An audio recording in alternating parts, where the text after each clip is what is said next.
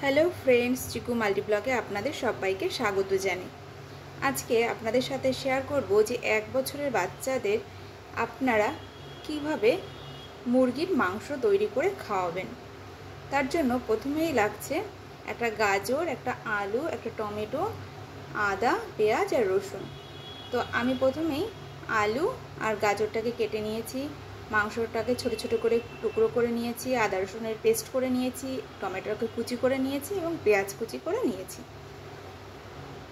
এবার গ্যাসটাকে অন করে প্রেসার কুকার আমি বসিয়ে দিয়েছি।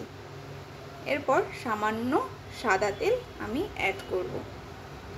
এবার এই সাদা তেলের মধ্যে সামান্য জিরে আমি ফোড়নের জন্য দিয়ে দেব। যখন জিরেটা হালকা লালচে কালার হয়ে যাবে তখন পেঁয়াজ কুচিগুলো অ্যাড করব আর আদা রসুনের পেস্ট অ্যাড করে একটু নেড়ে নেব। এরপর দিয়ে দেব টমেটো কুচিটা দিয়ে একটু ভেজে নেব। লাল লাল হয়ে যাবে যখন, তখন মাংস অ্যাড করব আর গাজর আলু অ্যাড করব। অ্যাড করার পর এটা ভালো করে নেড়ে নেব। এর মধ্যে লবণ, স্বাদ মতো লবণ দেবেন। আমি আমার বাচ্চার ক্ষেত্রে অল্পই লবণ ইউজ করি।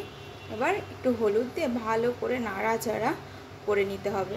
এবার সামান্য জিরে ধনে গুঁড়ো আমি অ্যাড করব। এই জিরে ধনেটা আমি বাড়িতেই কিন্তু তৈরি করি। আপনারা যদি এই রেসিপিটি দেখতে চান যে কিভাবে বাড়িতে জিরে আর ধনে গুঁড়ো করতে হয়, তাহলে আমাকে কমেন্ট করে জানাবেন। এবার জল দিয়ে প্রেসার কুকারের ঢাকনা চাপা দিয়ে দেবো। এবার যখন সিটি হবে, 3-4টে বা 5-6টা যখন সিটি হবে তখন নামিয়ে নেবেন।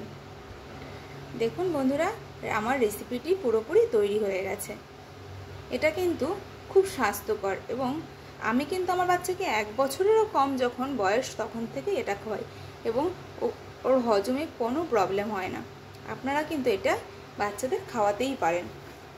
এবার দেখুন আমি নিয়ে নিয়েছি। এবার কিছুটা আমি ভাত নিয়ে নেব আর এটা আমি পেস্ট করে আমি আমার বাচ্চাকে খাইয়ে দেবো। যেহেতু চিকেন এখনও ভালো করে চিবাতে পারে না, তো ভালো লাগলে একটা লাইক করে দেবেন, কমেন্ট করে দেবেন।